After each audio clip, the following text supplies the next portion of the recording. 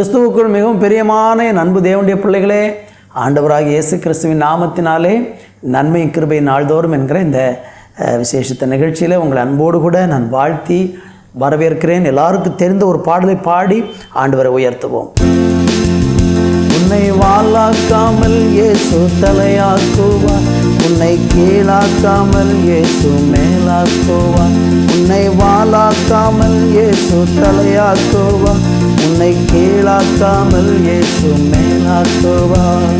ஜெயம் ஜெயம் அல்லேலூயா, ஜெயம் ஜெயம் அல்லேலூயா, ஜெயம் ஜெயம் அல்லேலூயா, ஜெயம் ஜெயம் அல்லேலூயா.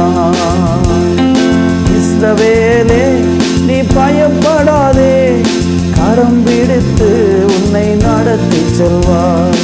இஸ்ரவேலே நீ பயப்படாதே, கரம் பிடித்து உன்னை நடத்தி செல்வார். ஜெயம் ஜெயம் அல்லேலூயா, ஜெயம் ஜெயம் அல்லேலூயா, ஜெயம் ஜெயம் அல்லேலூயா, ஜெயம் ஜெயம் அல்லேலூயா.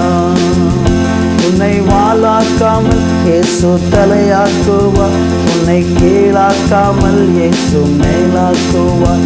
உன்னை வாளாக்காமல் இயேசு தலையாக்குவார், உன்னை கீழாக்காமல் இயேசு மேலாக்குவார்.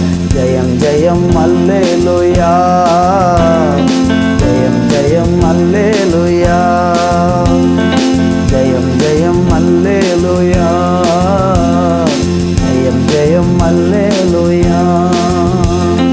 செங்கடலும் யோர்தானும் உன்னை கண்டு விலகி ஓடுமே, செங்கடலும் யோர்தானும் உன்னை கண்டு விலகி ஓடுமே.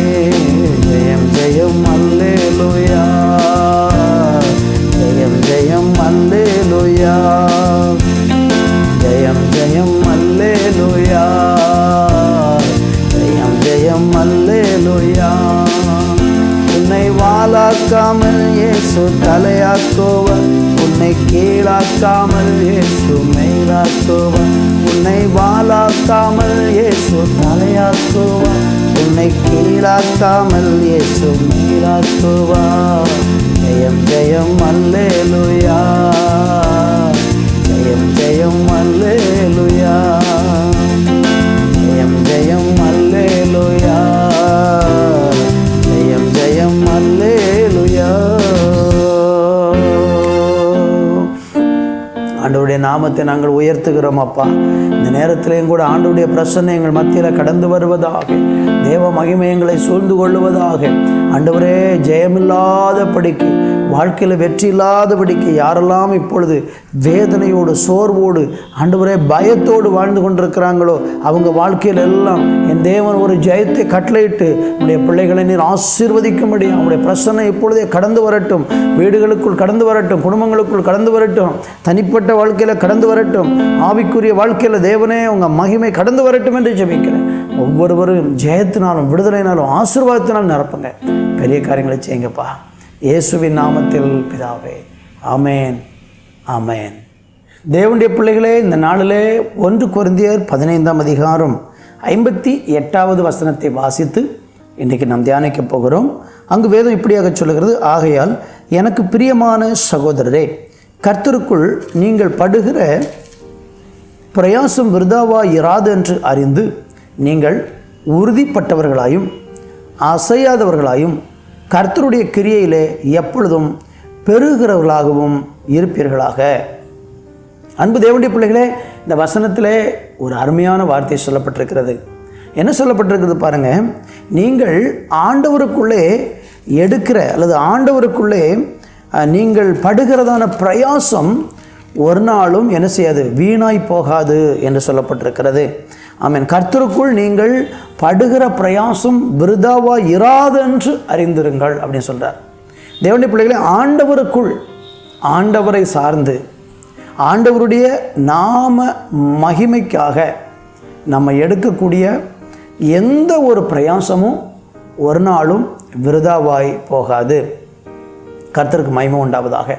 கர்த்தருக்குள் படுகிற பிரயாசம், ஆண்டவருக்குள் அல்லது தேவனை சார்ந்து கொண்டு தேவனுக்குள் வாழ்ந்து கொண்டு நாம் இந்த பூமியில் எடுக்கிற பல பிரயாசங்களுக்கும் ஆண்டவர் நிச்சயமாக பலன் அளிப்பார் என்பதை இந்த வேதவசனம் நமக்கு ஒரு நல்ல உறுதியை தருகிறது. கர்த்தருக்கு மகிமை உண்டாகட்டும்.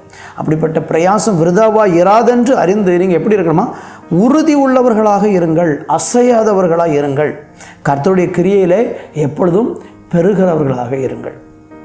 இன்றைக்கி நம்ம எடுக்கிற சில முயற்சிகள், இன்றைக்கி நம்ம செய்யக்கூடிய சில வேலைகள், இன்றைக்கி நம்ம செய்யக்கூடிய சில காரியங்கள், ஆண்டவருடைய நாம மகிமைக்காக நீங்கள் ஜெபிக்கிற ஜெபங்கள், உபவாசங்கள், நீங்கள் தேவ சமூகத்திலே செய்யக்கூடியதான சில அன்பான கிரியைகள், இவைகள் எல்லாமே தேவன் நினைவு கூர்ந்து அதை நமக்கு பலனாக திருப்பி தரப்போகிறார்.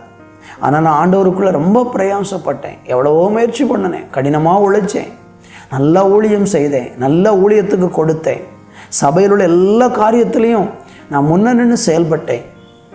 ஆனால் நான் இவ்வளவெல்லாம் செயல்பட்டும் என் வாழ்க்கையில் பிரயோஜனம் இல்லையே, பலன் இல்லையே என்று ஒருவேளை நீங்கள் ஏங்கி கொண்டிருக்கலாம்.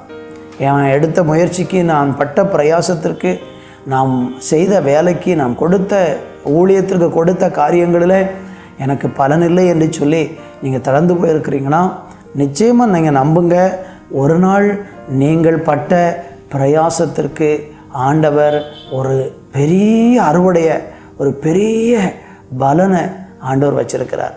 கர்த்தருக்கு மகிமை உண்டாகட்டும். எபிரேயருக்கு எழுதின நிருபத்திலே நம்ம வாசிக்கும்போது நாம் ஆண்டவருக்குள்ளே எடுக்கிற அந்த அன்பின் பிரயாசங்கள் விருதாவாக இராது என்று வேதம் நமக்கு சொல்கிறது. எனவே அருமையான கர்த்தருடைய பிள்ளைகளே, நீங்கள் ஆண்டவருடைய நாமத்திலே எடுக்கிறதான பிரயாசம் விருதாவாய் போகாது.